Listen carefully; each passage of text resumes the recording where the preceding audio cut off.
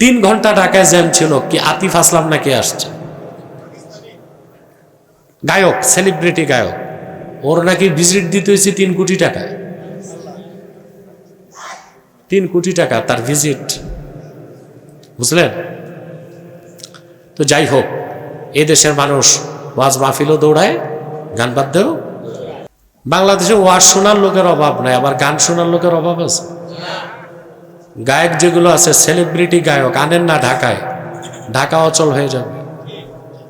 হয়েছেও তো 2 একবার। চতুর্থ প্রকার কলব হচ্ছে আমাদের কলবুন মুসাফফাহ। এখানে ঈমানও আছে, নেফাকও আছে। এই জন্য ভালো কাজ ভালো লাগে, খারাপটাও।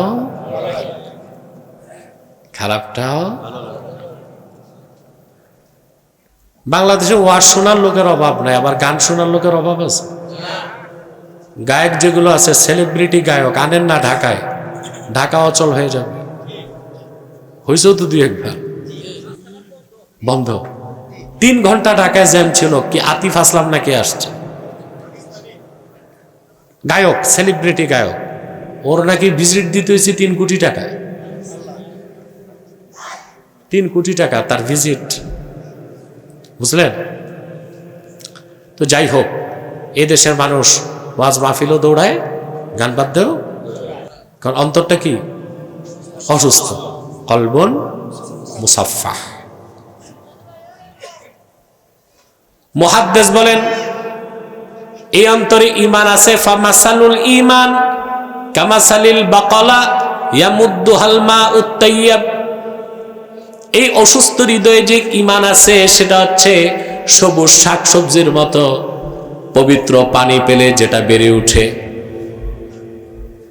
ওমাসালুন নেফাকে কামাসালিল কুরহাতি ইয়ামুদ্দুহাল কাইহু।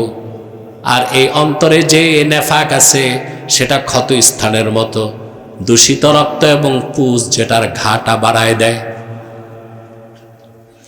যার অন্তরে ঈমান আছে, নেফাক আছে, ওই লোকটা যত বেশি নেক আমল করবে, মুনাফিকের রোগটা সরে যাবে।